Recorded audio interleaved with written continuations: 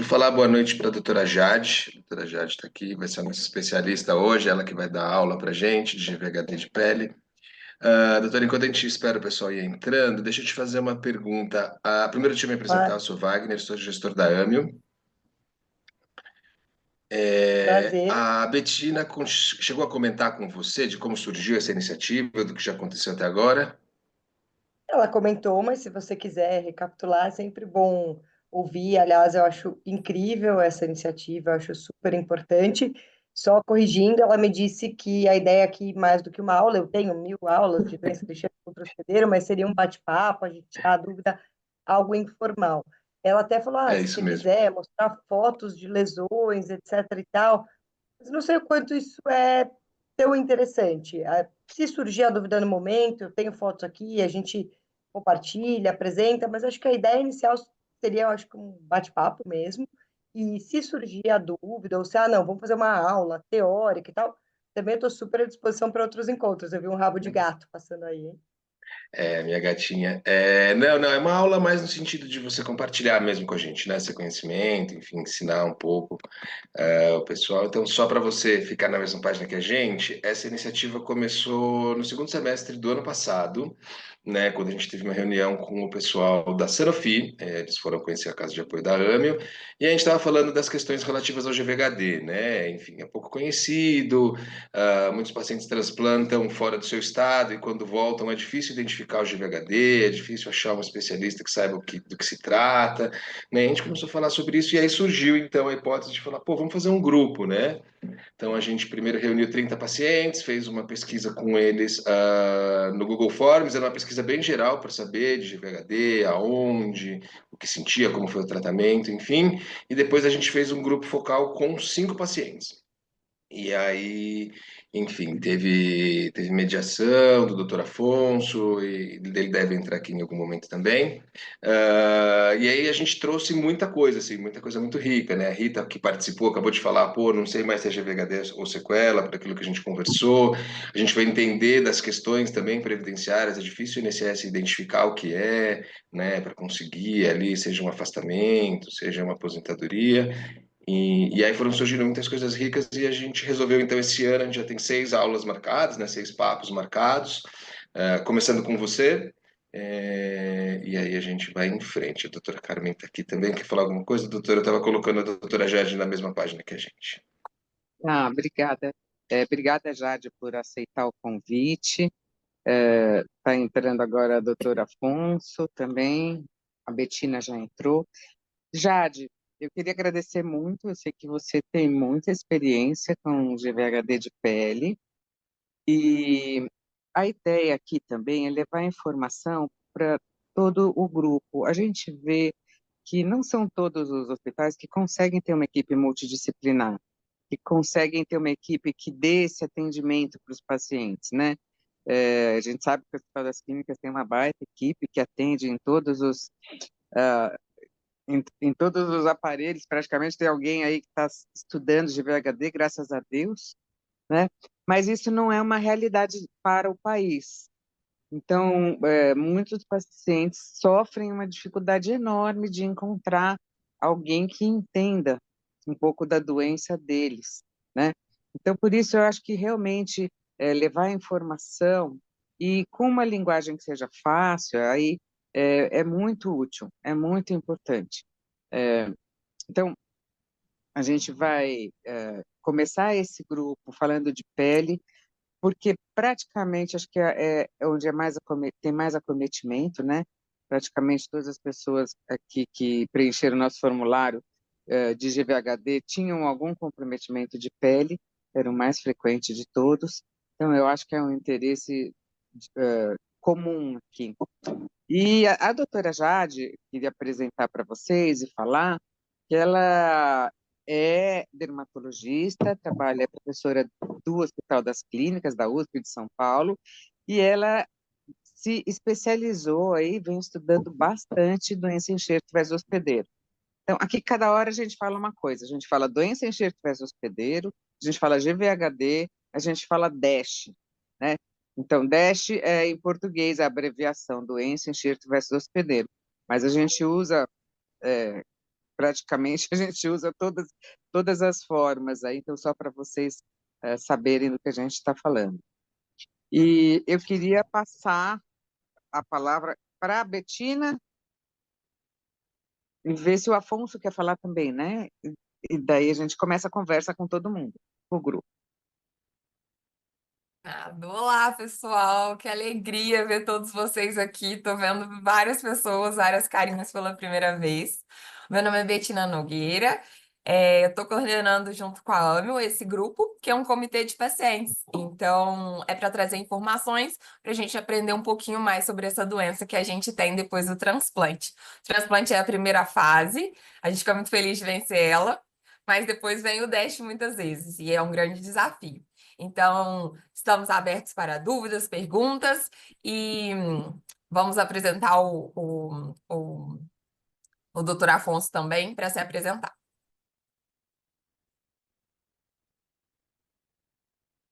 Olá, pessoal, boa noite. Obrigado aí pela presença de todos. Obrigado, Betina. Obrigado, Carmen. Obrigado, a Jade.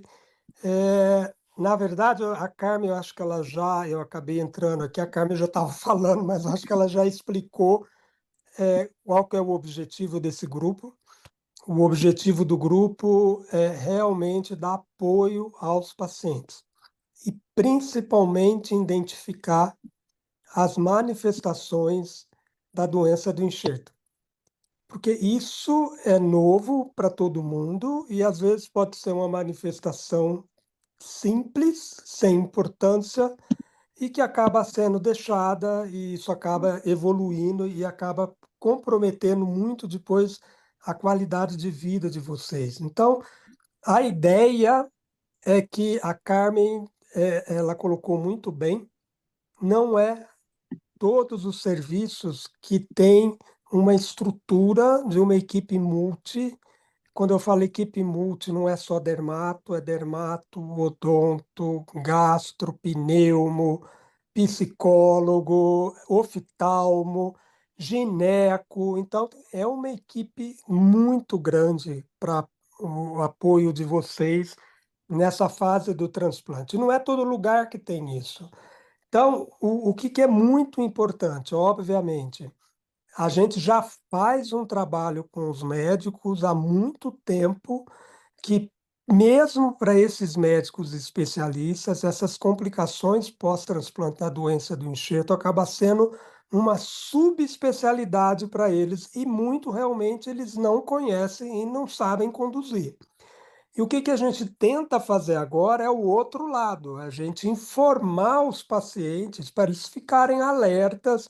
Existem coisas muito simples que vocês podem fazer, e essa é a nossa ideia de passar para vocês, né? É de ficar atento a algumas manifestações e realmente questionar, levar para o médico na consulta o que está acontecendo. Então, agradeço todo mundo outra vez, agradeço a Ame, a Carmen, Betina pela iniciativa, a Jade, que vai começar aí o projeto, e uma boa reunião para todo mundo, pessoal. Eu estou aqui também para ajudar, o que precisar, o que eu puder ajudar, estamos aqui, tá bom?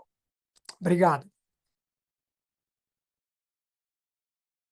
Doutora Jade quer se apresentar? Então, meu nome é Jade, eu sou dermatologista lá do Hospital das Clínicas, eu sou formada na Escola Paulista de Medicina, fiz minha residência, meu doutorado lá, e depois fui para o HC, estou no HC há mais de 10 anos lá, eu dou aula, eu oriento pós-graduação, e eu gosto muito de toda a parte que eu falo oncohematológica, tudo que envolve oncologia, hematologia, e as complicações das quimioterapias, das doenças hematológicas que podem se manifestar na pele, e do pós-transplante da doença do enxerto contra o hospedeiro. Quando eu estava na residência, lá na Escola Paulista de Medicina, a gente via pouca doença do enxerto contra o hospedeiro em adultos, mas a gente via os pacientes do GRAAC, as crianças com doença do enxerto contra o hospedeiro. E eu tenho uma paciente que me marcou muito, que ela tinha uma doença do enxerto contra o hospedeiro muito marcante, era bem exuberante na pele. E no fim eu sei que eu saí da Escola Paulista de Medicina, mas eu soube que ela era criança na época e ela fez medicina. E ela, depois eu perdi o contato, eu perdi a história, mas ela fez medicina e passou por uma doença do enxerto contra o hospedeiro assim, bem exuberante. Acho que é super legal essa iniciativa de pacientes se reunirem, de compartilhar experiências, ter o médico participando junto, o enfermeiro participando junto, o odonto, o psicólogo, porque realmente, independente de você ter doença do enxerto contra o hospedeiro ou não, passar por todo o processo de um transplante não é moleza. E aqui eu queria parabenizar, mas acho que também isso é muito de cada um. Mas a Betina, ela leva isso de uma maneira muito legal e ela vestiu a camisa para justamente fazer todo mundo que passa por isso poder passar com uma experiência melhor, ter mais conhecimento. E ela vestiu a camisa e defende a causa. Eu sou super orgulhosa. Ela é minha residente de dermato e acho que provavelmente nos próximos anos ela é que vai estar aqui, né, falando, e não eu. Mas eu estou sempre à disposição. Vi, inclusive, rostinhos aqui que eu conheço de pacientes meus, lá do HC. Então, é um prazer estar falando aqui com vocês. E aí, acho que a ideia é mesmo o bate-papo, não é uma aula teórica. Acho que a Betina preparou com vocês algumas perguntas para eu ir respondendo, mas fiquem super à vontade, isso é uma conversa, não é uma aula. Então, levanta a mão só para ficar organizado, e aí fala, ó, aqui, ó, fulaninho levantou a mão, vamos conversar. Eu não sei como foram as outras versões, mas pode interromper a hora que quiserem. Isso é um bate-papo, combinado? E é um prazer para mim estar aqui. Combinado. Então, vou fazendo as perguntas conforme a gente combinou lá no grupo. Tá quase todas que a gente fez, então eu vou perguntando, ela vai respondendo. Se der mais dúvidas, vocês podem ir falando conforme ela disse. Então, a primeira é uma dúvida muito comum, que é quando eu posso me expor ao sol se eu tenho um GVHD. Tá. Independente de você ter ou não GVHD, no pós-transplante a gente é muito rigoroso com a proteção solar por dois principais motivos. Primeiro, a longo prazo, por ter feito um transplante de medula óssea, você tem um risco de câncer de pele aumentado. Câncer de pele, só para situar vocês, é o câncer mais comum de todos os tipos de câncer no mundo, mais do que câncer de mama, mais do que câncer de próstata, de pulmão, que a gente escuta falar, e todo mundo faz o check-up no ginecologista, o homem, depois de certa idade, vai no urologista fazer check-up, e todo mundo esquece da pele. Porque 80% a 90% dos cânceres de pele são relativamente tranquilos e, se diagnosticados precocemente, altamente curáveis. Mas a incidência, a frequência desse câncer, que já é muito frequente, aumenta muito depois do transplante pela imunossupressão e pela radioterapia.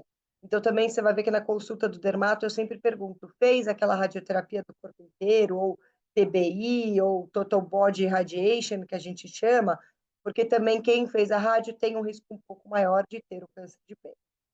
Um dos fatores de risco prevenível, o principal fator de risco prevenível para o câncer de pele é a exposição solar. Então, quanto mais eu me proteger do sol, eu diminuo esse risco do câncer de pele. Então, isso é um dos motivos importantes, e aqui eu acho que vale também uma observação. A gente sabe que o Brasil é muito grande, tem gente que tem acesso ao médico privado, ao médico do convênio e ao médico do SUS. E muitas vezes é difícil chegar ao dermatologista. Eu sou também da Sociedade Brasileira de Dermatologia, sou presidente da Regional de São Paulo, e a Sociedade Brasileira de Dermatologia tem uma campanha anualmente do câncer de pele. Então, dezembro é o dezembro laranja de conscientização do câncer de pele, e um dia no ano, que na grande maioria das vezes é o primeiro sábado de dezembro, existe uma campanha nacional. Você entra no site da Sociedade Brasileira de Dermatologia, põe lá o seu CEP e você encontra o posto mais perto da sua casa, que no primeiro sábado de dezembro de cada ano vai ter um atendimento gratuito. Não é para tratar micose, não é para tratar verruga, mas é para fazer check-up da pele. Então, você vai examinar a pele do corpo inteiro, e se você tiver uma lesão suspeita para câncer de pele, você tem um atendimento gratuito, e se suspeito, vai ser marcada a biópsia e, posteriormente, se for confirmado o câncer de pele, a cirurgia. Então, mesmo para quem tem um acesso mais difícil, pode se programar para que uma vez por ano tenha um check-up da pele e, pelo menos em relação ao câncer de pele, se proteja. Então, isso acho que é uma informação bem importante da gente disseminar, tá? Segundo motivo, porque a gente pede, orienta a usar protetor solar. Toda vez que eu tenho uma queimadura solar, eu gero uma inflamação da pele. Quem nunca foi para a praia e ficou um pimentão, foi no parque de diversão e ficou com aquela marca de regata, e fica tudo ardido e tudo doendo, e a pele vermelha. Então, isso é uma inflamação. A inflamação, ela atrai para a pele linfócitos. Que eu não sei se vocês já discutiram um pouco a teoria do que é a doença do enxerto contra o hospedeiro. Isso não foi discutido? Vocês acham que vale a pena a gente conversar um pouquinho sobre o que é a doença do enxerto contra o hospedeiro? Então, eu vou só falar o porquê que o sol também é vilão nesse ponto, e eu vou voltar atrás, falar um pouquinho do que é a doença do enxerto contra o hospedeiro. Então, se eu tenho uma queimadura, eu gero uma inflamação, eu atraio linfócitos para a pele.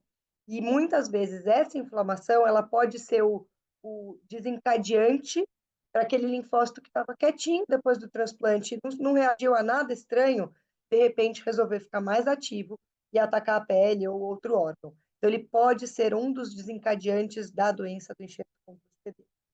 Antes de voltar na doença do enxerto contra o hospedeiro, a definição e tal, qual que é a grande questão aqui? É que eu tenho a queimadura solar e aí eu posso desencadear, certo? Posso ter o câncer de pele. Legal. Aí eu tenho pacientes que não querem sair de casa, não querem se expor ao sol.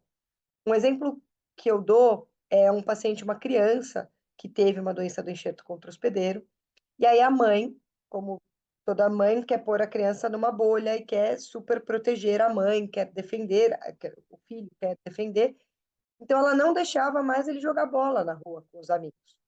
Um dos dias que ela passou em consulta, eu pedi para ele ir com o meu assistente fazer alguma coisa na sala do lado para conversar com essa mãe.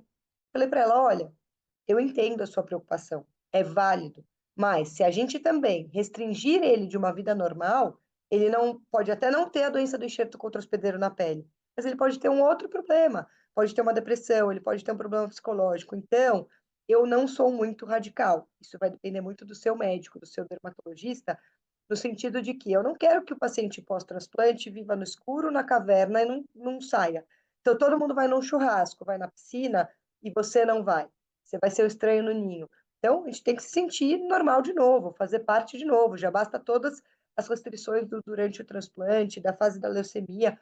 Então, a gente tem que tornar o mais normal possível essa vida. Eu falei para ela: você não pode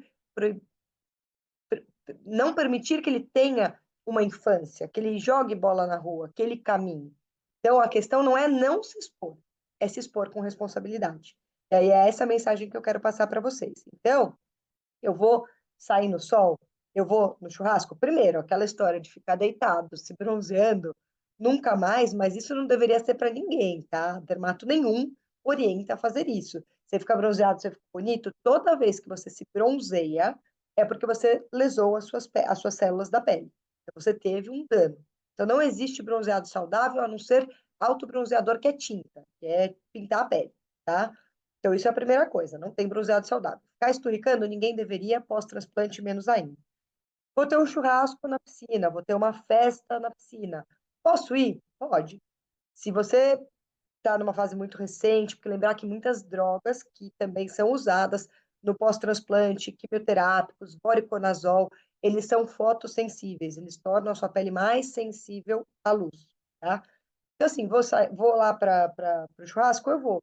Mas eu não preciso ficar sentada na cadeira do sol. Eu vou procurar a sombra. Então, eu vou ficar no guarda-sol. Ah, tô na sombra. Preciso usar protetor? Precisa, porque o sol reflete, tá? Mormaço queima. Então, a nuvem não barra toda a radiação. Então, eu tenho que usar protetor sempre. Qual é o melhor protetor? Fator no mínimo 30, de preferência passar 30 minutos antes da exposição solar e repassar a cada 2, 3 horas. Entrei na água, me sequei, eu repasso. Fiz uma atividade física que eu suei, eu repasso. E aí eu teria uma proteção adequada. E se a exposição for ser muito intensa, quero jogar tênis, que, né, alguém aqui, Betina, joga agora, bastante corre, joga. Não precisa ser meio-dia, tá? Mas se for, você pode tentar jogar em horários de sol menos ruim, antes das 9, depois das 15, mas estou num torneio, tenho jogo meio-dia, eu vou usar um boné, eu vou usar uma camiseta, tem vários tecidos que têm proteção ultravioleta, então, além do protetor, usar boné, usar roupa, fiquei 1 hora correndo ou pedalando, e eu vou continuar pedalando, eu faço uma pausa para me hidratar e eu repasso esse protetor solar. Estou no churrasco, eu quero entrar na piscina? Posso? Posso. Faço o protetor, uso a camiseta UV, a roupa ultravioleta, entrei na água. De novo, se eu quero ficar um tempo na piscina, eu vou pôr um guarda-sol ali do lado da piscina, na borda da piscina. Ou se eu estou na praia, eu dou um mergulho no mar, eu não preciso ficar 2 horas no mar.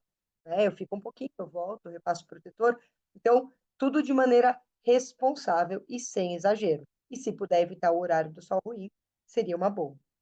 Então, isso é sobre o sol, por que que a gente tem que proteger e se pode ou não se expor. Vocês querem que eu volte um pouco na definição da doença do enxerto contra o hospedeiro? O que acontece? Toda vez que você faz um transplante halogênico, ou seja, uma medula nova que você está colocando ali, quem são as células imunes do organismo? E os hematos, fiquem à vontade para me corrigir ou falar de outra maneira, tá? Mas a gente fala assim, que a medula óssea, ela tem a célula que produz hemoglobina, que vai trocar oxigênio. Tem a plaqueta, que vai fazer a coagulação. E tem as células de defesa, principalmente os linfócitos, que vão atacar vírus, bactéria, qualquer coisa estranha que apareça no seu corpo. Por que a gente procura um doador o mais compatível possível para o transplante? Porque toda vez que você põe uma medula que não é sua lá, ela vai reconhecer coisas em você. Então, quem é o seu novo sistema imune? É o do doador. E ele vai reconhecer coisas em você que não são dele. E ele vai reagir contra essas coisas. E é por isso que acontece a doença do enxerto contra o hospedeiro. Então, o enxerto é aquela medula nova que entrou em você, que é de outra pessoa. E você é o hospedeiro, você que hospeda agora essa nova medula. Então, os linfócitos que são produzidos naquela medula, que são a célula de defesa, vão reconhecer células em você como não sendo dele, daquela medula original. E aí ele vai atacar aquela célula. Então, até uma dúvida que às vezes existe, né? Algum grau de doença do enxerto contra o hospedeiro pode ser bom? Até pode. Então, por exemplo, se eu faço um transplante de medula para uma doença que não é um câncer, eu tenho uma imunodeficiência ou uma outra indicação que não é câncer, a doença do enxerto contra o hospedeiro não tem muito benefício, tem só um malefício. A gente vai sempre tentar evitar, tudo bem. Agora, às vezes eu tenho uma leucemia, eu tenho um linfoma, e pós-transplante tem algum indício de que a doença pode voltar. Às vezes o que a gente faz é tirar a imunossupressão. Por quê? Porque isso faz com que talvez esse linfócito fique um pouco ativo e reconheça também aquela célula do câncer como não dele. E assim como ele poderia atacar uma célula sua, ele pode atacar aquela célula do câncer e fazer uma remissão. Então, eu trato muito também linfoma de pele, que em alguns poucos casos podem fazer transplante de medula óssea. E eu tenho alguns casos que, pós-transplante, ainda tinham lesão do linfoma e, pós uma doença do enxerto contra o hospedeiro, conseguiram combater e estão agora em remissão. Então, às vezes, algum grau é até bem-vindo. Bom, vou deixar vocês fazerem mais perguntas, porque senão eu ficaria horas e horas aqui falando. Vamos focar nas dúvidas de vocês e a gente pode marcar outras conversas, porque de verdade eu estou muito feliz de fazer parte disso. Eu acho incrível, fantástico. A próxima é como são as lesões de pele do GVHD e quando devo procurar o meu hemato, o meu dermato, para avisar que eu estou tendo alguma lesão? Tá. Então, lembrar aqui, por que o GVHD, a doença do enxerto contra o hospedeiro da pele, é tão importante? Porque ela é disparado a mais frequente e muitas vezes a mais precoce. Então, às vezes, um sinal na pele pode ser um indício de que eu tenho uma doença do enxerto contra o hospedeiro começando.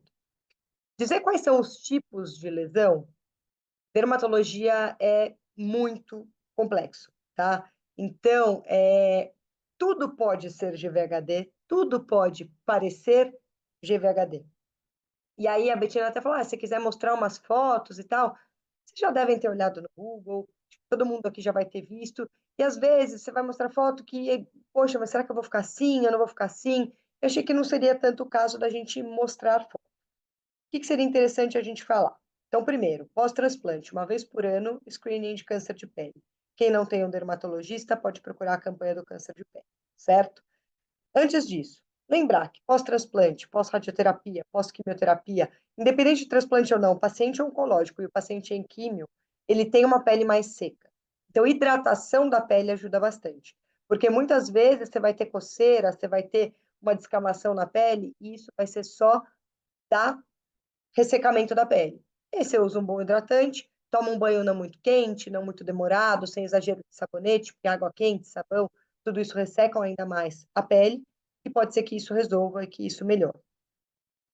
Aí a gente tem algumas manifestações que a gente fala que são diagnósticas, que eu nem preciso de uma biópsia de pele para confirmar. As duas principais, as três principais, seriam as lesões liquenoides, que lembram uma doença de pele que chama líquen plano. Mas isso, tirando os hematos que fazem doença do enxerto contra o hospedeiro, é difícil de explicar até para outros médicos que não dermatologistas. Porque para o dermato é fácil você olhar e falar, olha, isso é liquenoide. Mas para eu explicar para alguém que não é médico ou que é médico e não é dermato, é muito difícil. Mas surgiu uma, vamos lembrar, só acho que também outra coisa é que é muita ideia aqui, eu estou tentando organizar da melhor maneira possível. Então, qualquer sinal na pele pode sim ser uma doença do enxerto contra o hospedeiro. Mas tem o outro lado. Fiz um transplante, tomei uma picada, meu Deus, é doença do enxerto contra o hospedeiro, minha vida acabou, eu estou desesperada, preciso correr no hemato. Calma. Então, quem fez um transplante vai ter uma picada, vai ter uma alergia ao perfume, vai ter uma alergia ao brinco, coisas ao esmalte, que são coisas super comuns do, da vida de qualquer pessoa. A pele é o maior órgão do corpo. E a gente tem, acho que a dermatologia é a que tem o maior número de doenças classificadas no CID. Então, a chance de você ter uma doença de pele pós-transplante é enorme. Pode ser doença do enxerto? Pode, mas pode ser qualquer outra doença.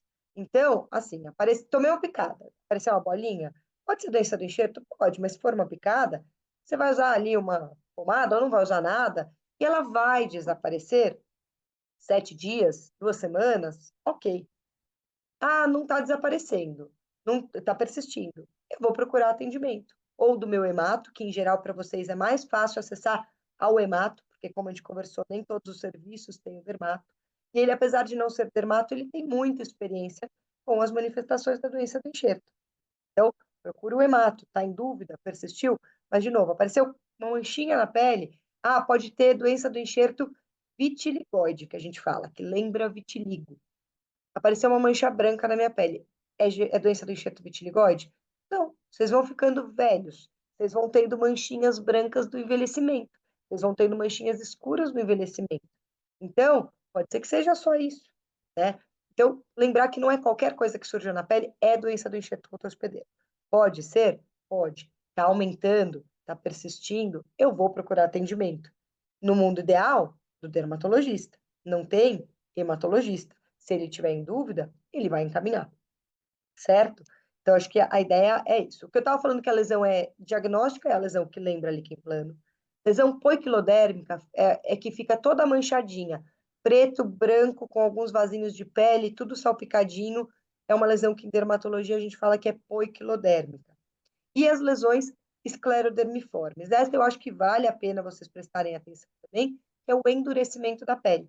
Porque às vezes a pele fica fina, parecendo uma cicatriz, um papel de cigarro, ou mesmo cortei e fiz uma cicatriz.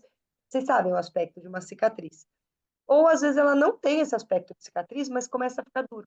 Eu não consigo mais, como se fosse fala o sinal da reza aqui, de juntar as mãozinhas, não consigo mais esticar tão bem o braço, eu sinto que eu estou ficando mais duro, quando eu palpo, eu estou duro, palpa o seu marido, o seu irmão, a sua amiga, está parecendo mais duro, estou em dúvida, porque às vezes isso é um pouco mais silencioso, né? Que seria essa manifestação de espessamento da pele, de endurecimento da pele.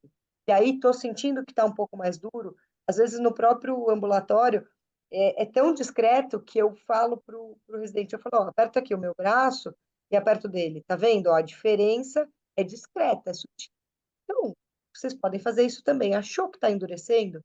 Procura o seu médico, procura o hematologista. Isso pode ser também um sinal de doença do enxerto contra o hospedeiro, tá? Mas tem manifestações das mais infinitas. Alteração na unha pode ser? Pode, mas você pode ter uma micose pós-transplante. Muitas químios dão alteração na unha, descolam, inflamam e ficam, demora para isso voltar ao normal. Mas era uma unha que estava perfeita e começa a alterar, é um sinal. Eu vou procurar meu médico. Mas pode ser uma unha fraca, porque também vocês perdem peso, vocês vão ter outras deficiências carenciais, vocês vão ficando mais velhos, e mais velho a unha fica mais fraca. Então, muitas vezes você vai precisar da avaliação do especialista. Genital, ocular, oral, tudo pode ser sinal, mas acho que vocês vão ter com o oftalmo, com o gineco, com o urologista, então eu vou me restringir aqui à pele. A próxima pergunta é muito comum no grupo. O pessoal acha que o GVHD só faz diagnóstico pelo sangue. Às vezes até, eu tenho GVHD de pele e veio no sangue. Queria que a senhora desmistificasse isso. Com certeza, a doença do enxerto contra-hospedeiro da pele não é vista em nenhum exame de sangue, tá? Mesmo que eu tenha qualquer alteração no exame de sangue, isso não significa que eu tenho doença do enxerto contra-hospedeiro na pele, tive uma alteração no sangue, é porque tem alguma coisa no sangue, não é da pele. Então, o diagnóstico da doença do enxerto contra-hospedeiro da pele é feita na pele.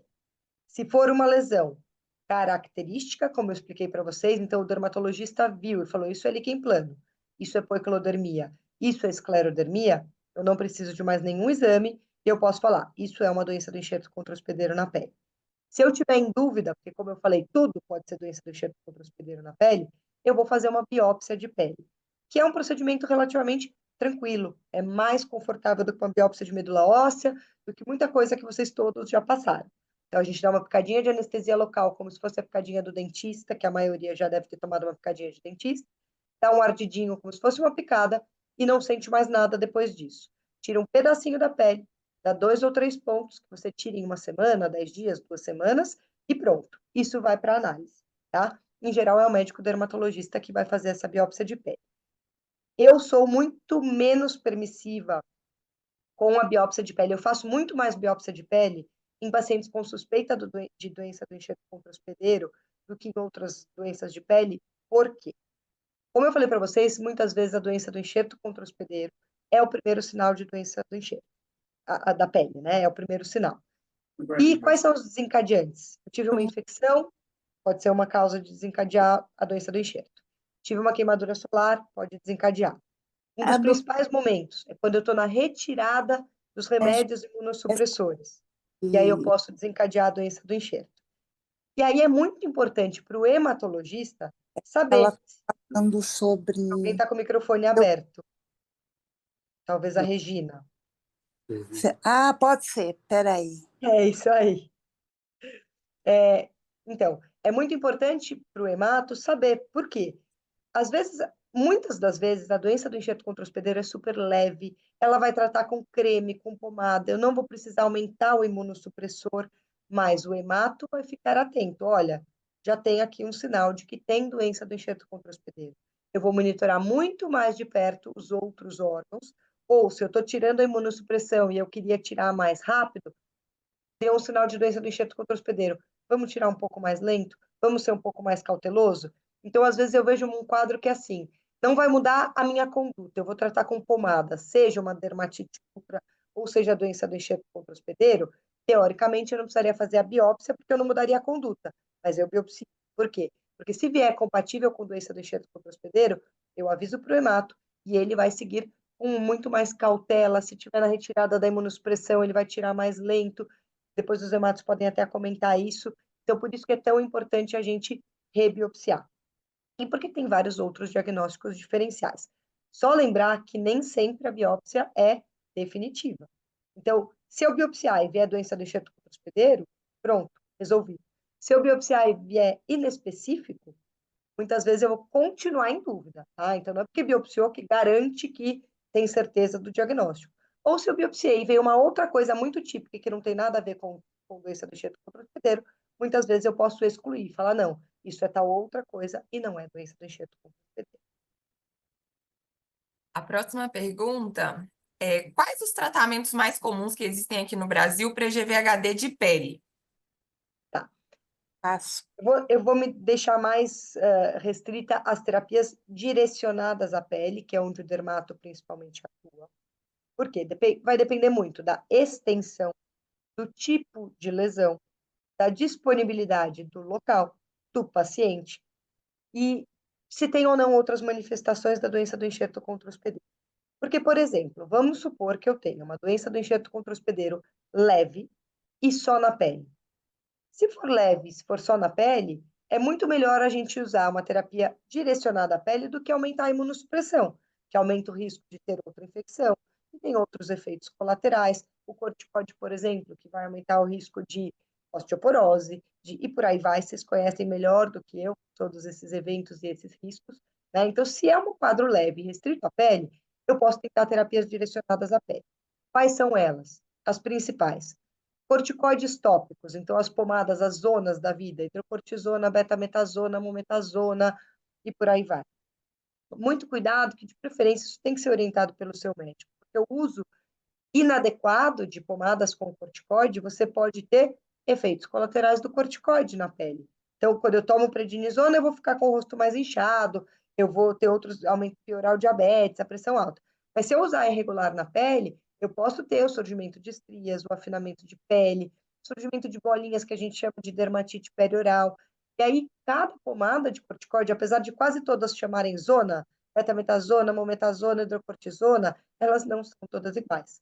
E o dermato ajuda muito em saber qual é a potência melhor para cada local, qual é o veículo, se é pomada, que é mais melequento, se é creme, que é um pouquinho mais sequinho, se é uma solução, porque é no couro cabeludo, e por aí vai, né? Então, o dermato ajuda bastante nisso.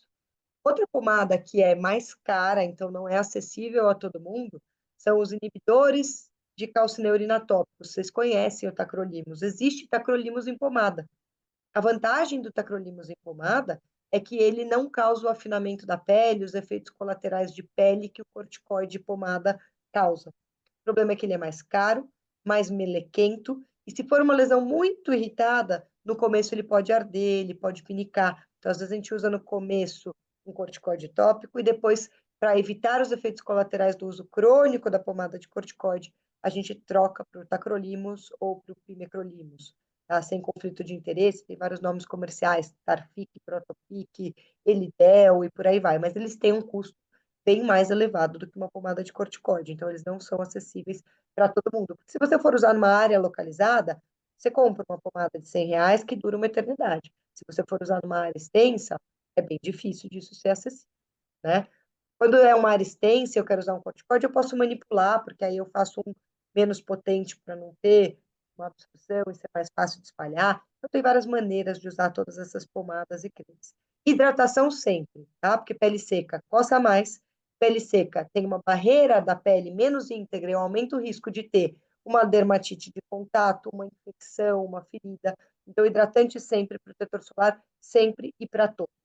Melhor horário de usar o hidratante, depois do banho, com a pele ainda levemente úmida. Aqueles cuidados que eu falei do banho não muito quente, não muito demorado, sem exagero de sabonete, também ajudam pra caramba para não ressecar mais essa pele. Outra terapia direcionada à pele que a gente tem é a fototerapia, ou banho de luz. Não tem disponível em toda a cidade, não tem disponível em todo o centro. Se o quadro é extenso, a fototerapia ajuda bastante. Ao invés de usar pomada no corpo todo, eu vou fazer um banho de luz. É quase como se fosse uma câmara de bronzeamento artificial. Fique claro, câmaras de bronzeamento artificial são estritamente proibidas no Brasil e aumentam absurdamente o risco de câncer de pele. Então, não é uma câmara de bronzeamento, porque tem várias clínicas ilegais que fazem bronzeamento artificial. Não é para fazer bronzeamento artificial. Porque eu acabei de falar para vocês que o sol pode dar a doença do enxerto. Aqui é uma dose de radiação, um comprimento de onda controlado que eu vou fazer para tratar.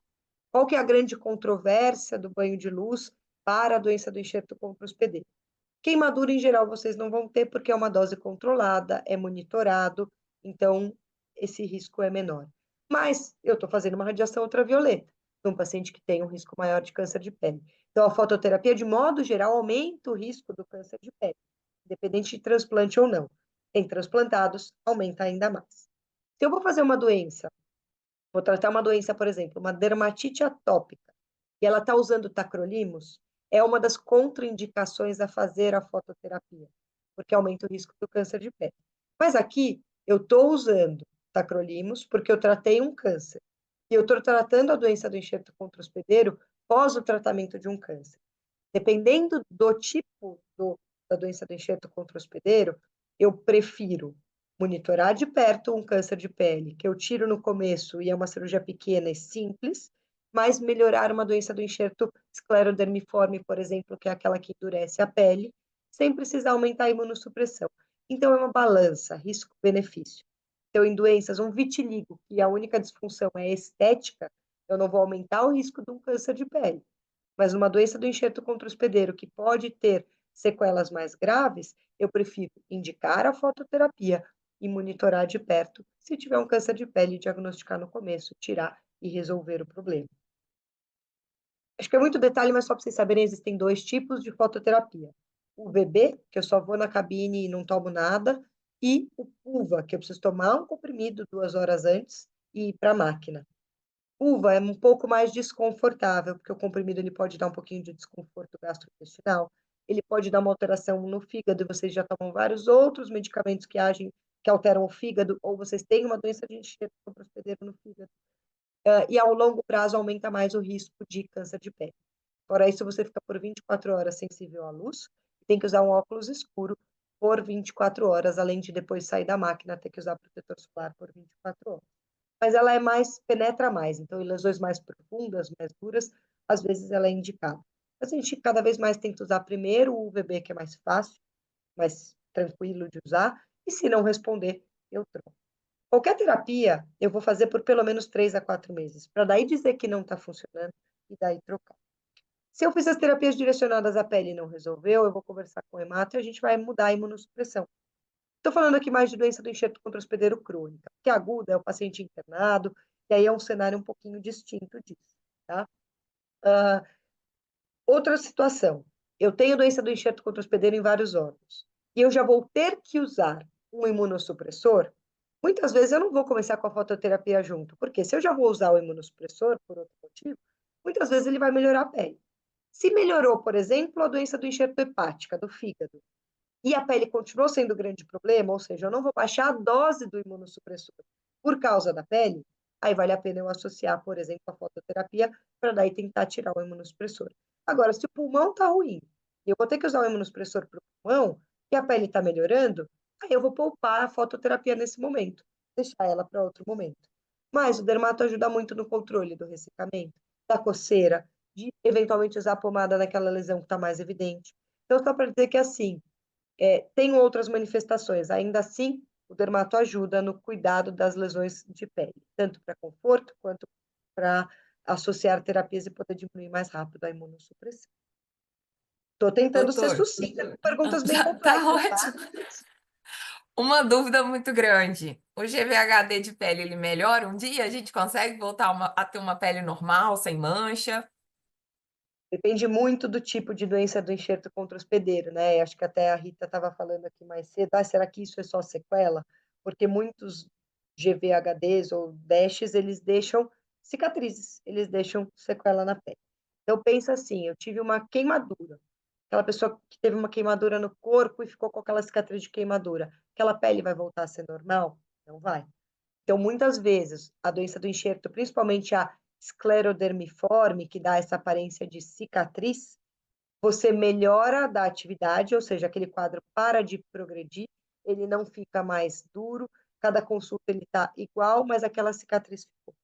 Então, algumas das manifestações da doença do enxerto contra o hospedeiro, elas podem ser sequelares e não ter retorno. As pigmentações, as manchas escuras, claras e por aí vai, é muito variável, tá? Então, manchas escuras, elas podem ser pela quimioterapia, elas podem ser pela ciclosporina, elas podem ser pela doença do enxerto contra o hospedeiro. Principalmente essa forma liquenoide que a gente fala, o líquen plano, tem uma inflamação entre a camada mais superficial e média da pele, e quando eu tenho naquela membrana a inflamação, que a gente chama de dermatite de interface, eu tenho o que a gente chama de derrame pigmentar. E aí eu tenho um pigmento que é mais profundo, e em geral não clareia tão bem com clareadores. E aquilo, com o tempo, em alguns pacientes é reabsorvido e em outros pacientes não. Em geral, pacientes mais morenos, pacientes que tomam mais sol, isso vai demorar mais e talvez não ser totalmente revertido. E eu tenho pacientes que tinham a pele toda manchada e que voltaram 100% ao normal. A gente não tem um exame que fale, olha, vai reverter ou não vai. Isso vai ser o tempo, e quanto mais protetor solar você usar, melhor, tá? Quanto mais sol você tomar em cima daquela mancha, menor a chance de, ou vai demorar mais, ou vai diminuir a chance daquilo clarear. Então, de novo, a importância da proteção solar. Mas isso é muito variável de cada tipo de lesão. Vocês vão ter depois oftalmo, vocês vão ver que algumas coisas do olho ficam como sequelas, e que não são atividade da doença do enxerto. Então, essas lesões que dão essa esclerodermia, esse endurecimento da pele, essa cicatriz, existe um score que a gente chama de score de Rodnan, que o médico na consulta ele vai palpando cada parte do corpo e vai pontuando, porque daí se ele vê que tá duro, mas está sempre igual, aquilo não está piorando, não está ficando mais duro, um momento ele vai falar, olha, isso aqui não está mais progredindo, isso aqui não está mais em atividade, isso ficou de sequela e eu não vou tratar. A poiquilodermia, que são aquelas manchinhas salpicadas que eu falei para vocês, ela só vai ser graduada como atividade da doença do enxerto se ela tiver vermelhidão e descamação. Se ficar só a mancha, muitas vezes existe uma sequela. Então, de novo, é muito difícil a gente caracterizar exatamente aqui o que é sequela ou não, pode clarear ou não, mas sim, algumas coisas vão clarear e outras vão ficar como sequela. Próxima pergunta também, campeã no grupo. Quais os melhores cremes hidratantes para a gente usar na pele quando a gente teve algum GVHD ou tem ainda? E aí pode Então, falar marcas, enfim. tá bom, sem conflito de interesse, eu não ganho nada de nenhuma indústria. Varia muito. E o que eu acho também varia muito do budget, da disponibilidade financeira, porque a gente tem creme que custa R$ 180 e creme que custa R$ 30, né? Então, assim, se eu falar, eu tenho um orçamento ilimitado, eu gosto muito da La Roche-Posay, o Lipcar, que ele tem o Lipcar loção, ele tem o Lipcar balme, o balme mais grosso, quando a pele está mais sensibilizada. Eu tenho a linha Atoderme, da Bioderma, que também tem um balme quando eu estou com a pele mais irritada, porque ele já tem uma ação calmante.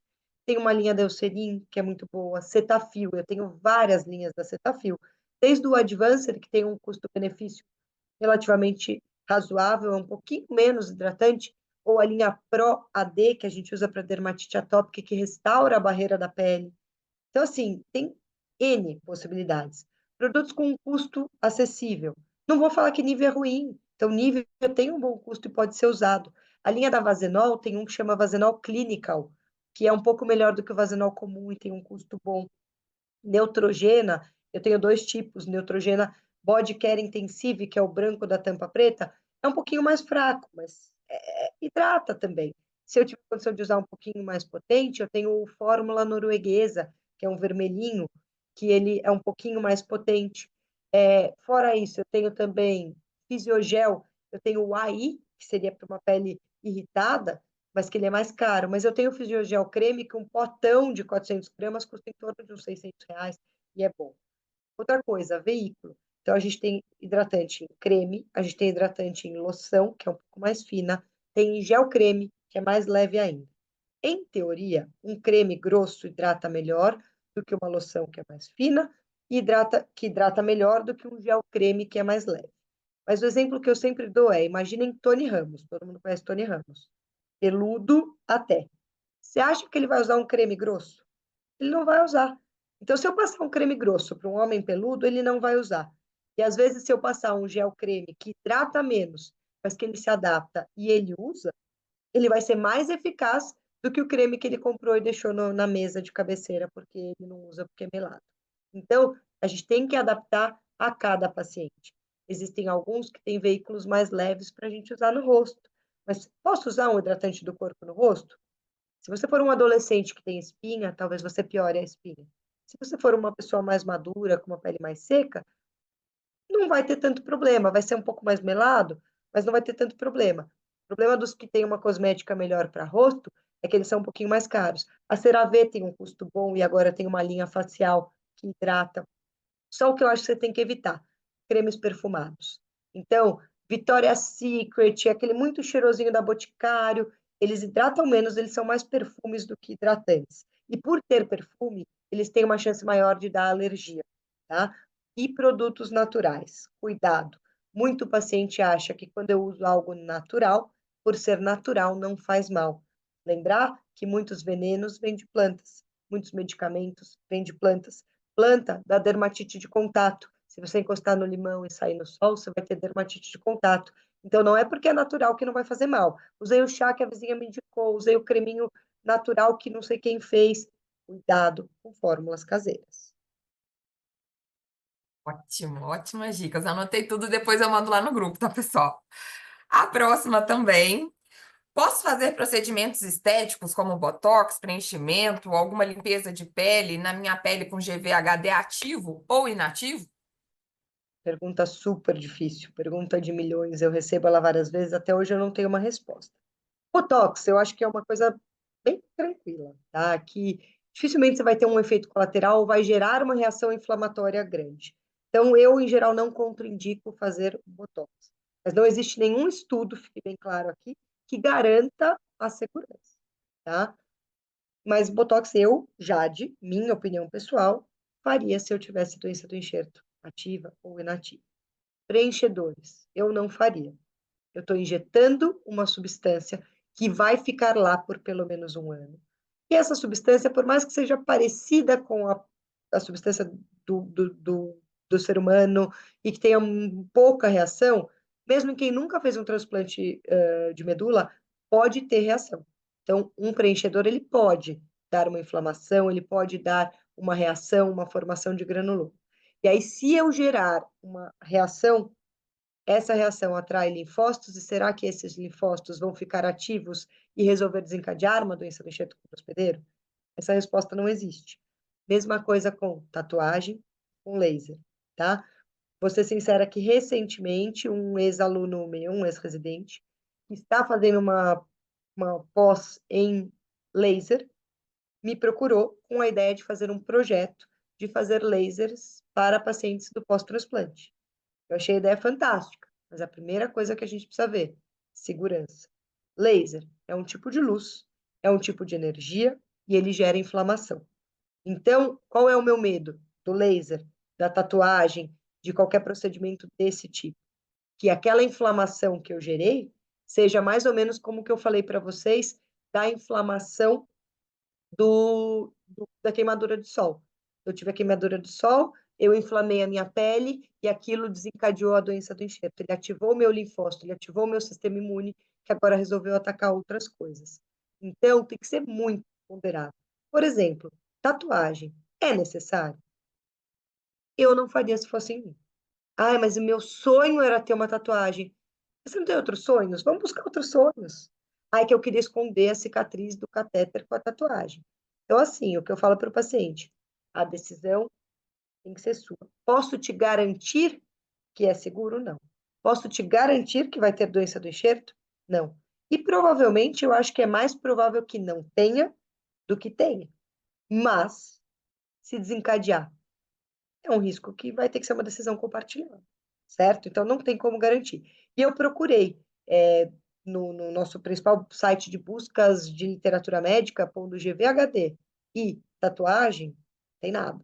Tem um artigo que fala de um paciente que tinha uma tatuagem antiga e no pós-transplante teve uma reação na tatuagem, porque o novo linfócito reconheceu o pigmento da tatuagem como não dele e biopsiou e a biópsia sugeria a doença do enxerto contra os hospedeiro. E pode acontecer também, tá? Então, assim, não tem como a gente dar resposta. Se a gente achar algum respaldo de segurança, talvez desse laser, a gente possa fazer um trabalho que talvez ajude no futuro, porque realmente o laser poderia ajudar nas manchas, poderia ajudar na cicatriz, que são aquelas sequelas que a gente falou. Então, ele seria indicado para mancha? Sim. Ele seria indicado para cicatriz? Sim. Ele pode ser usado no paciente pós-transplante com doença do enxerto? Não sabemos. A outra dúvida é, além do sol, desses procedimentos, o que mais pode piorar meu GVHD de pele? Quais outros gatilhos que a gente conhece? Então, os gatilhos mais conhecidos, acho que eu até falei antes, mas vamos recapitular: queimadura solar, retirada da imunossupressão. Então, quando vocês estão na retirada da imunossupressão, infecções. Então, eu tive uma reativação de citomegalovírus, eu tive um Covid, eu tive uma diarreia, que era infecciosa, eu tive uma amidalite. Qualquer estímulo imune poderia ser um desencadeador. Alergia a medicamento. Internei por uma infecção, tomei um antibiótico e tive uma alergia, que muitas vezes dá lesão na pele. E aí a alergia foi embora, mas ela ativou meu sistema imune e desencadeou a doença do enxerto. Então, no começo a gente fala, ai, acho que foi a alergia do medicamento, mas eu tirei o medicamento e a lesão continuou. É porque às vezes a alergia à farmacodermia, ela pode desencadear posteriormente a doença do enxerto contra o hospedeiro. Acho que são os principais. Vou fazer as últimas 5, porque faltam 10 minutinhos para a gente terminar. Uma E eu dúvida conversei com a era, Beth que eu poderia ficar a noite toda aqui conversando, mas eu tenho uma reunião da sociedade às 8. Quando ela me propôs essa data, eu falei, olha, tudo bem, mas você acha que a gente acaba até às 8? Sim. Qualquer coisa eu atraso pode uns ficar 10 tranquilo. minutinhos lá, mas A outra vamos lá. é, dá para tratar a pele amarelada numa dash de fígado? Não, não tem um clareador que tire a coloração amarelada. A coloração amarelada é da bilirrubina, que em geral é o que aumenta na dash de fígado, e por isso que a gente fala que o paciente fica ictérico. Então, o tratamento da icterícia seria o tratamento do dash hepático para eu diminuir aquela bilirrubina. Existem alguns sais que sequestram essa bilirrubina circulante. Obviamente, eu não vou usar esses sais pela coloração amarelada, mas eu posso usar esses sais, por exemplo, prurido para coceira que o aumento de bilirrubinas causa. Eu posso fazer fototerapia para coceira que é desencadeada pelo aumento da bilirrubina, mas não é para tratar o amarelo, é para tratar o sintoma da icterícia. Mas, de novo, não adianta eu só fazer a fototerapia se eu não tratar o DASH do fígado e continuar produzindo bilirrubina. Então, eu alivio os sintomas, mas eu tenho que tratar o DASH do fígado. Outra dúvida, quando a gente tem estrias pós-transplante, pode ser do GVHD ou é mais um efeito do corticoide? A estria em si é um efeito do corticoide, às vezes ela pode aparecer um pouquinho depois. Só que áreas de estria, cicatriz de catéter, elas podem ser o primeiro sítio de aparecimento da doença do enxerto contra hospedeiro. Então, você tem uma estria, mas começou a mudar um pouquinho essa estria, começou a surgir algo diferente nela, ou mesmo na cicatriz do catéter, ou na cicatriz do acesso, na cicatriz da cirurgia, eu fico atento, porque muitas vezes o primeiro local de aparecimento pode ser sobre uma cicatriz. Devo mudar a minha dieta para ajudar no GVHD de pele, por exemplo, tirar açúcar, diminuir carboidrato? Tá. Não tem nenhuma evidência de nenhuma dieta que diminua a doença do enxerto contra o hospedeiro. Hoje em dia existem muitos modismos, tá? De que, eu vou tirar o glúten da dieta e eu vou ficar melhor. E não só em doença do enxerto, em várias doenças. Se eu tiro o glúten da dieta, por exemplo, eu tiro a maioria dos ultraprocessados, eu tiro muitas outras coisas que fazem mal, sua dieta fica mais saudável, você vai ficar mais saudável, né? Então, assim, a minha dica é: tenha uma dieta saudável, tenha uma vida saudável, sem dietas muito restritivas, porque tudo na vida, não estou falando só de dieta, que é feito em exagero, não faz bem. Então, tudo que for muito restritivo não vai fazer bem. Obviamente, se você está com um diabetes por causa da corticoterapia, e aí você foi orientado a comer menos açúcares e carboidratos, isso faz todo sentido. Mas daí é para diabetes, não é para a doença do enxerto contra o hospedeiro. Se o seu colesterol, porque lembrar que pós-transplante vocês têm um aumento do risco de dislipidemia, risco cardiovascular, de doenças do coração, pelos medicamentos, por todo o estresse que o processo causou. Isso o Hemato vai saber dizer muito melhor do que eu, é que eu fiquei 3 semanas com o Hemato nos Estados Unidos no ano passado, aprendi muito sobre isso. Então, você aumenta o risco de várias outras coisas. Então, vamos pegar leve, na gordura, na fritura, mas, de novo, tudo que for muito restritivo não é legal. Então, depende de cada paciente, de cada comorbidade. Ter uma dieta saudável, eu deveria ter, e eu não fiz transplante de medula óssea. Todos aqui deveriam ter. A gente deveria se preocupar com uma vida saudável, sem exageros, nem para o ruim e nem para o extremo. Eu vou fazer a última pergunta. Eu vi que mandaram mais no chat. Depois eu passo para a doutora Jade e mando no grupo para Não, mas a vocês gente as consegue outras também dar dúvidas. uma olhadinha Ah, tá. no chat depois, uns 10 minutinhos aqui. Ah, perfeito. Então, a última aqui da sessão. É possível se aposentar com GVHD de pele, por exemplo, uma esclerose, uma pele dura que se torna incapacitante e o paciente tenha que aposentar por conta disso? Ou pedir um Quem, auxílio-doença um tempo?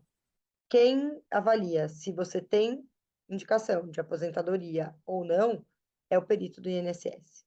E aí isso é totalmente subjetivo. Vai ter perito que vai considerar que sim, perito que vai considerar que não. Então, o que vocês precisam buscar? Vocês precisam buscar uma declaração, como chama? Não é atestado, um Um laudo? Um laudo, relatório? não é relatório. Então, vai pedir um relatório para o seu médico, que era um relatório para o INSS. Muitas vezes o paciente me fala, doutor, eu quero um relatório para eu me aposentar, escreve aí. Eu não posso escrever que é para aposentar. O que eu vou descrever no relatório? O que eu sei que ele tem. O paciente fez um transplante por isso e isso, há tanto tempo, ele tem tais e tais manifestações de doença do enxerto. Se ele tiver uma sequela, tais e tais sequelas, com dificuldade de mobilização do braço, da perna, etc. e tal, eu vou mandar isso para o perito, e é o perito que vai julgar. Uma observação que eu faço com cuidado para pacientes jovens, porque a gente tem das mais diversas faixas etárias, tá? Não foi por doença do enxerto contra o hospedeiro, mas eu lembro até hoje um caso, quando eu era aluna de medicina ainda, uma adolescente, ela fez 18 anos, e ela tinha uma doença reumatológica que poderia ter sequelas motoras, nenhuma sequela cognitiva. E ela, ou seja, ela tinha um pensamento, uma inteligência perfeita, só ia ter algumas restrições motoras físicas. E a mãe e ela queriam aposentá-la pelo INSS. Só que ela nunca tinha trabalhado com carteira assinada. Ela seria aposentada por invalidez, isso nunca mais poderia ser revertido, e ela ia ganhar um salário mínimo para o resto da vida. Ao passo que, se ela estudasse, se formasse e ela tinha toda a condição de desenvolver uma profissão e ganhar um salário superior a um salário mínimo, ela nunca mais ia poder trabalhar com carteira assinada ganhando um salário melhor, porque ela estava aposentada pelo INSS. Então, benefício, acho que se a gente tem direito, a gente tem que ir em busca dos nossos direitos. Tive um câncer, eu posso ter benefício de imposto, eu vou atrás do meu benefício. Por que não? Não é fácil passar por um câncer. Se você passou por todo esse sufoco e tiver algo bom para tirar disso, não vejo mal nisso. Mas só muito cuidado com a aposentadoria, porque se você for aposentado, isso é irreversível. E se você nunca trabalhou com carteira assinada, você poderia ter a chance de ter um trabalho melhor, um salário melhor. Mas isso não cabe ao médico que está te acompanhando. Ele vai fazer um relatório com as informações verídicas, verdadeiras do que você tem. Nem a mais, nem a menos. Tá? Vocês têm que entender que a gente tem também a questão de ética médica, não é querer ajudar, mas se eu ponho uma informação inverídica lá, eu respondo por isso. Eu posso ser processada por isso. Então, a gente vai colocar lá a verdade e o perito vai ver se isso é ou não indicação de afastamento, de benefício ou não. Combinado. Agora eu vou para as perguntas, então, aqui do chat. Percebo que minha cicatrização está bastante lenta e as manchas demoram para desaparecer. Pode ser o GVHD, isso? Não, tá? O GVHD não causa retardo na cicatrização, mas lembrar que você foi judiado, você emagreceu, você perdeu massa muscular, você perdeu proteína, a sua pele foi judiada, ela ficou mais ressecada, então você não tem mais a mesma capacidade ali de cicatrizar. Só que eu tenho muitos pacientes no consultório que falam para mim, doutor, nunca fizeram um transplante, tá? Pacientes de outras doenças, ou que não tem doenças nenhumas. Nossa, mas eu estou demorando para cicatrizar. Toda criança cicatriza melhor. Então, também, a gente vai ficando mais velho, a nossa capacidade do colágeno ali não é mais a mesma. E mancha depende muito também do tipo de pele. Quando a gente fala tipo de pele, é a cor da pele. Tem peles que são mais morenas, peles que são mais claras. A pele mais clara, em geral, clareia mais rápido. A pele mais morena, clareia mais devagar. Eu brinco, quando eu atendo um paciente negro, eu falo, vocês não envelhecem, mas vocês mancham muito mais, porque eu, branquinha aqui de olho claro, eu tenho muito mais ruga, mas eu tenho muito menos mancha, né? Então, cada pele tem a sua particularidade. Mas a demora para clarear não significa que seja GVHD. Agora, ela está escurecendo? Pode ser GVHD? Pode, porque tem manifestações de doença do enxerto que podem escurecer a pele, né? Retardo em cicatrizar, não, mas está aparecendo uma cicatriz que não existia, pode ser uma doença do enxerto esclerodermiforme, que pode ter o aspecto de uma cicatriz. Combinado. A outra todos que fazem um transplante de medula de outra pessoa podem ter doença do enxerto? Ou dá para passar ileso? Dá para passar ileso. Eu acho que o exemplo aqui todos vocês devem conhecer, a Fabiana Justus, que todo mundo acompanhou, fez um transplante halogênico e aparentemente, pelo menos pelo que ela divulga e comunica, ela não é minha paciente, eu não tenho nenhuma relação médica com ela, parece que está passando ileso. Eu tenho uma paciente que fez um transplante eu tenho vários pacientes que passam ilesos, tá? Então, a doença do enxerto é frequente? É, mas muitos pacientes não vão ter absolutamente nada. Então, não é obrigatório, tá? Varia muito de cada caso.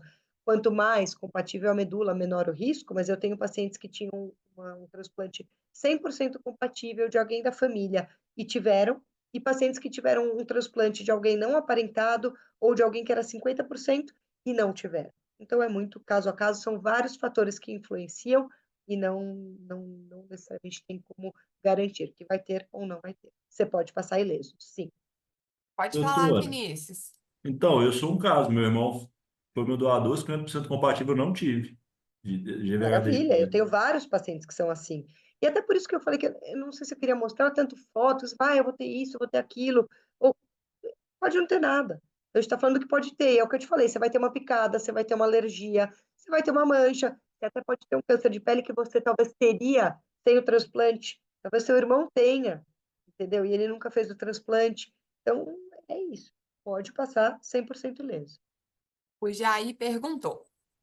Na verdade, a Graciele.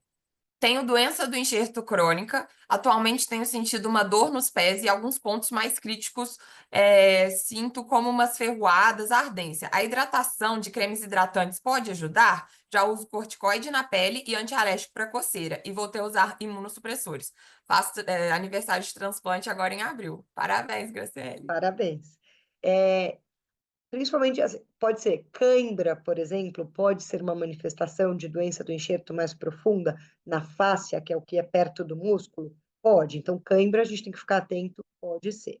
Se ela está usando corticoide, pomada, etc e tal, muitas vezes, se ela estiver usando demais, ela pode afinar demais essa pele e essa pele ficar mais sensível e ter mais ardor. Então, de novo, é aquela coisa que eu falo, né? Olhadinha, é difícil a gente dizer, o médico dela vai ter que avaliar. Então, da mesma maneira que pode ser pelo corticoide ou pode ser por outro motivo. Se for pelo afinamento da pele, o uso do hidratante vai ajudar. A parada, talvez por um tempo do corticoide, vai ajudar. Se for algo mais profundo, não vai ajudar o hidratante. Então, tem que ver, tem que avaliar pelo médico. Steve, pode perguntar.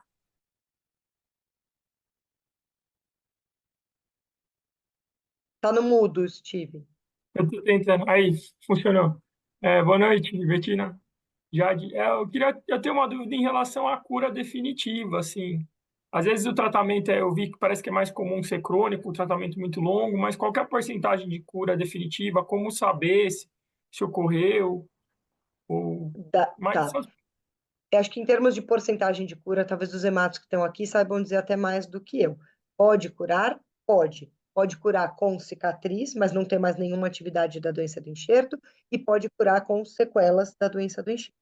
Então, quando você tem a doença do enxerto contra hospedeiro crônico, os hematos me corrijam, ficam super à vontade, mas essas 3 semanas que eu fiquei lá e da experiência que eu tenho, significa o quê? Você vai demorar mais para tirar o imunossupressor. Tá? Então, teve qualquer manifestação da doença do enxerto hospedeiro crônico, aquele seu reloginho de tirar o imunossupressor em tanto tempo, ele vai ser jogado lá para frente. E isso varia de 1 ano, 2 anos, 3 anos, 5 anos, 10 anos. Cada paciente é um. Tem o paciente que usou por 10 anos, tirou, e depois de 12 anos reativou? É menos frequente, mas pode acontecer? Pode. Tem o paciente que teve crônico, usou 1 ano, depois tirou e nunca mais precisou usar? Teve também, tive também.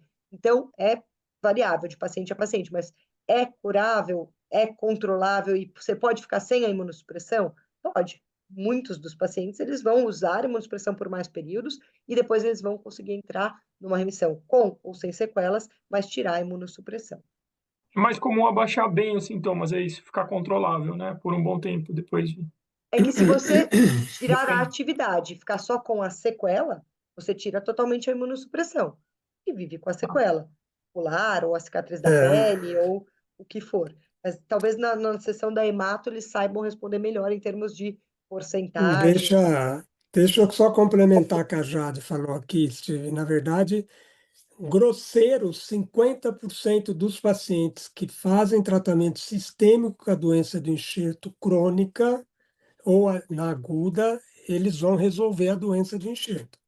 O que significa? 50% eles vão precisar de um tratamento de segunda linha. Fazer um outro tratamento que não está, trocar, na verdade, e acrescentar algum outro imunossupressor e tirar o remédio que não está funcionando. 10% dos pacientes, eles não conseguem tirar a imunossupressão. O que significa isso? Eles vão manter a doença do enxerto.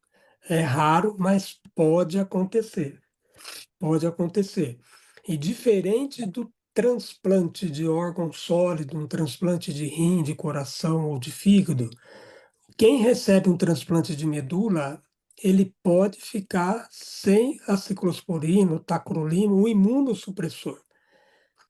Porque, na verdade, o que significa ficar sem o imunossupressor? É o enxerto aceitar o paciente. Isso que é o que a gente chama de tolerância e é o que a gente quer que aconteça no transplante.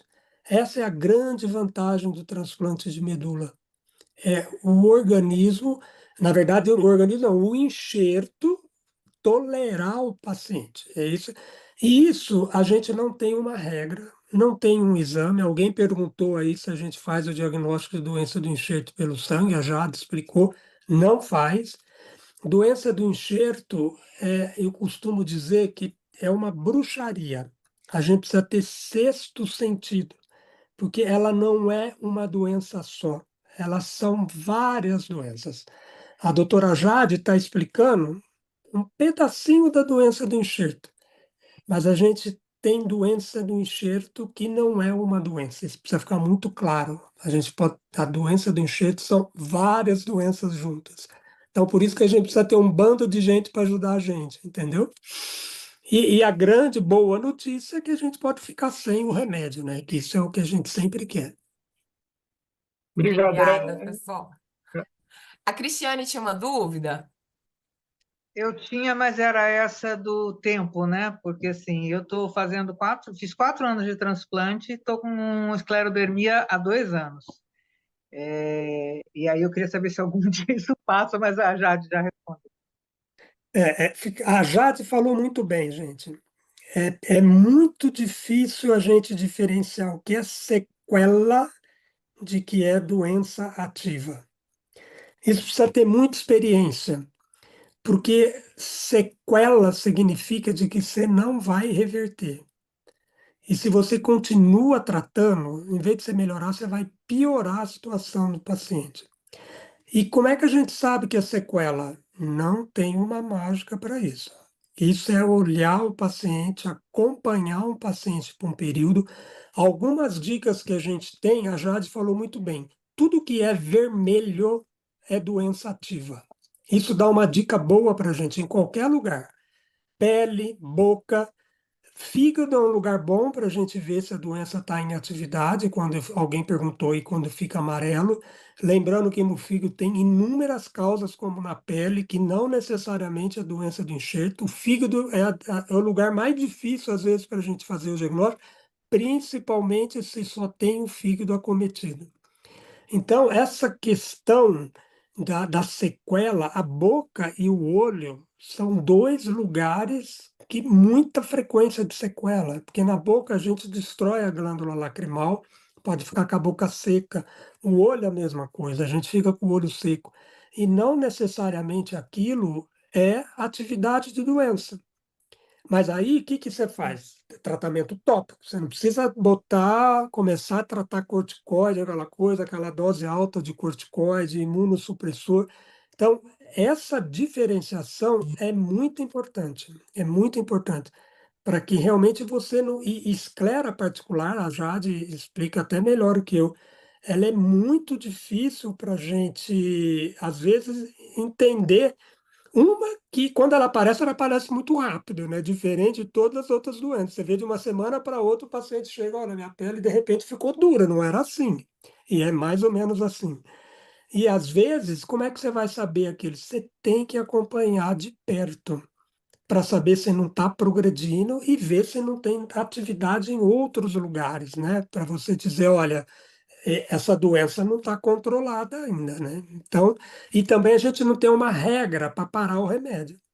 A gente vai tirando, é como vai dando linha e tira, puxa, até você ter segurança de que a gente atingiu o que a gente quer, que é a tolerância.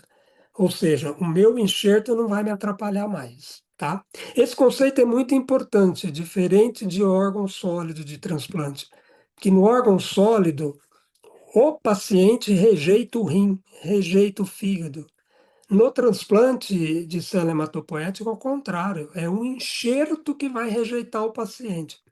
Então, é diferente o mecanismo. E é quando a gente diz a tolerância, é que o enxerto está amiguinho do paciente. É isso que a gente quer, que eles não briguem.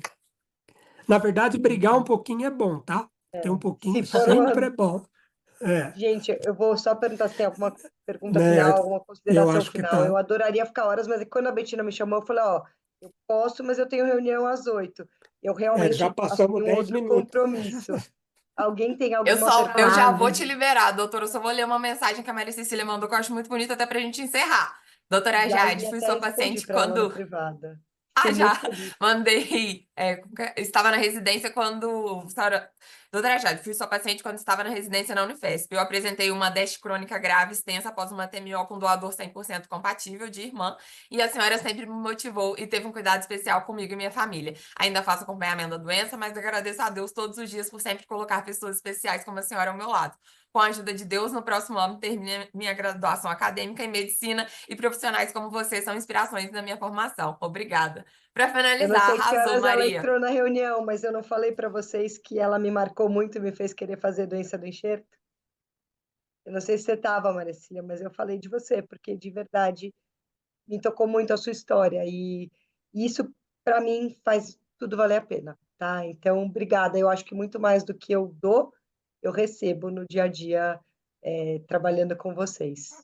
E agradeço a cada um que contribuiu com isso e por estar aqui, que para mim não posso dizer para vocês a alegria, tá? De estar aqui. Então, contem comigo para todas as reuniões que eu puder eu participar, enfim, estou à disposição. Só a única coisa que eu não faço, consulta no Instagram, tá? Então, doutor, isso aqui é GVHD? Eu falo que olhadinha, ver foto no Instagram é consulta mal feita. Eu não faço o meu trabalho mal feito. Imagino que vocês não façam nas áreas de vocês o trabalho de vocês. Então, se em algum momento alguém me procurar por isso, não é má vontade, mas é responsabilidade com a minha profissão. Tá? Então, só isso é a única coisa que eu sou muito rígida e chata, tá bom? Parabéns a todos os envolvidos. Desculpa ter que sair. Foi um prazer. Obrigado, Jade. Um Obrigada, abraço. Jade. Até mais. Obrigada Tá pela bom. presença de todos vocês. E olha, só falar uma coisinha, Obrigada. a Jade, ela fez um episódio do nosso podcast chamado Superviventes. Vocês podem escutar lá também, que tem um pouquinho mais da conversa da Jade para vocês, tá? Tá no YouTube, tá no Spotify, tá na Deezer, Superviventes. E Jade, um super agradecimento mesmo de coração para você, viu? E os dermatos de vocês também, se tiverem alguma dificuldade e quiserem me mandar de médico para médico uma mensagem e aí eu puder ajudar de alguma maneira à distância, aí é uma coisa que eventualmente eu também consigo ajudar. Tá bom? Até mais, gente. Obrigada. Obrigado, doutora. Boa noite, obrigada a Até, todos tchau. vocês. Eu interrompi o Afonso. Afonso, você quer concluir? Falar mais alguma Não, coisa? Me perdoe. não, eu queria, na verdade, eu ia agradecer, até falar essa Carmen eu queria fechar, mas eu vi que o Jean tá aí, eu nem tinha percebido que o Jean estava aí. Obrigado, Jean. O Posso Jean fazer vai uma ajudar também Pergunta? nessa jornada aí. E eu vi alguma coisa no chat, ele deve estar por aí, né? Mas eu queria agradecer a presença de todos aí. Eu não sei quantas pessoas estavam na sala, mas um bando de gente. Eu acho que a interação foi muito legal. E a ideia é essa mesmo, gente. A gente dá subsídio para vocês para não só ter cuidado, mas de alguma manifestação que vocês. Ninguém melhor do que vocês para descobrir o que é que está diferente no corpo de vocês. A gente é só um instrumento, então a gente precisa dar para vocês subsídios, como é que vocês podem melhorar isso, tá? E é uma dica importante: quanto mais precoce a gente identifica e mais cedo trata, a gente evita sequela, principalmente em pele, que pele é uma coisa que realmente marca muito, né? É a nossa marca registrada, não tem jeito, infelizmente. Mas eu queria agradecer, Carmen, um beijo para Imagina, obrigada a vocês, você, Afonso. obrigado. Obrigado. E Obrigada a todos força para vocês. E todo olha, mundo. vamos continuar, a gente continua com essa programação e vocês convidem também, se tiverem outros conhecidos, pacientes, colegas que vocês acham que têm interesse, pode convidar para participar do nosso grupo, tá bom? Então é isso, B. Quer falar? Ah, eu não posso deixar, né? Tá vendo essa Elizabeth aqui? A minha mamãe, que está a 8 horas de distância de mim, lá em Minas Gerais. Não acreditei quando vi ela. Quando eu a vi aqui, e, mãe, obrigada, só tô aqui por causa da senhora. A todo mundo que tá com familiar aqui, todo mundo que passou por um transplante, sabe que a primeira coisa, né, que o doutor Afonso e a doutora Carmen, todos os transplantadores, Jean, eles falam, tem que ter um acompanhante. Meu acompanhante foi minha mãe, que já chegou aqui no vídeo passando creme porque ela pegava no meu pé. Então, até o acompanhante tem papel nisso. Obrigada, mãe, te amo. Obrigada a todo mundo. Vocês são muito especiais. Foi linda essa reunião hoje. A primeira de muitas. Obrigada, obrigada, amo e a todo mundo.